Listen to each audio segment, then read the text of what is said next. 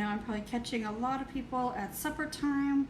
We're just waiting on Peter to get home, so I had a few minutes to go ahead and do my video. It's taken me a couple of days actually to put this content together because of some different things going on, and if you're unsure about those, you don't have to scroll very far in my timeline to see what's going on. But all that aside, today, with our homeschool, we started back to school today with kind of officially starting back to school. So August means back to school for most people. And much like January 1st, this means resolutions and goals for teachers, students, and parents. Teachers that, hope to do a better job this year than they did last year, hope to reach one more kid than they did last year. Students who say, oh, I've got to make better grades, I have to not get in trouble. Parents that want that same thing for their children and they want to be there for their kids however they need them to be. Even in the homeschool world, we have these same kinds of goals. We just happen to combine the teacher-parent role. It's a time of beginning, of learning new things, building on old lessons, and praying that these lessons are preparing our children to live amazing lives. Some people say, live every day as though it's your last. Seize every opportunity. Tell people you love them. Experience all you can. Today is the first day of the rest of your life. Carpe diem. You only live once. And I get all that.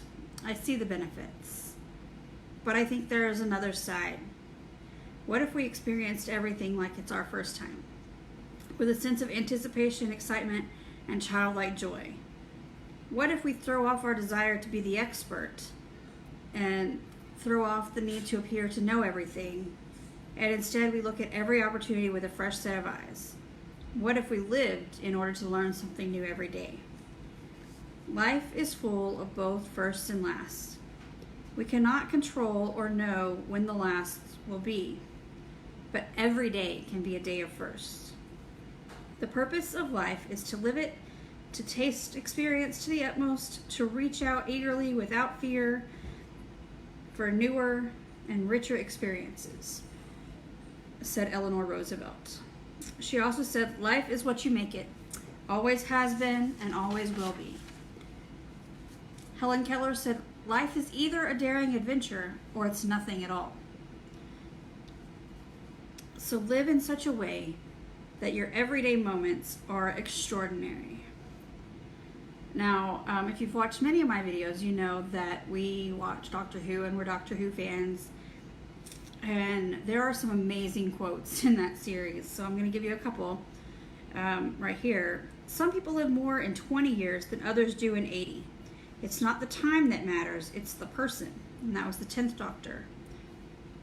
Later, the 11th Doctor says, there's no such thing as an ordinary human.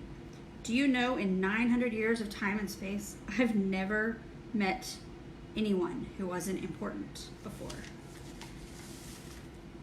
So, be fearless yet gracious. Be selfless. Treat everyone like they are the most important person in the universe. Include the one sitting alone. Listen to their story. One small act of kindness can change the world, or at least the world of that one person. At the end of the movie Hope Floats with Sandra Bullock, her character says, beginnings are usually scary, endings are usually sad, but it's what you do in the middle that counts. More videos than I can count, I've also quoted the doctor saying, we're all just stories in the end. So you may have a tough beginning, and not a single one of us can control our end. But we can all have an extraordinary middle, no matter how long our story is. So I just want to challenge you to make your story a good one.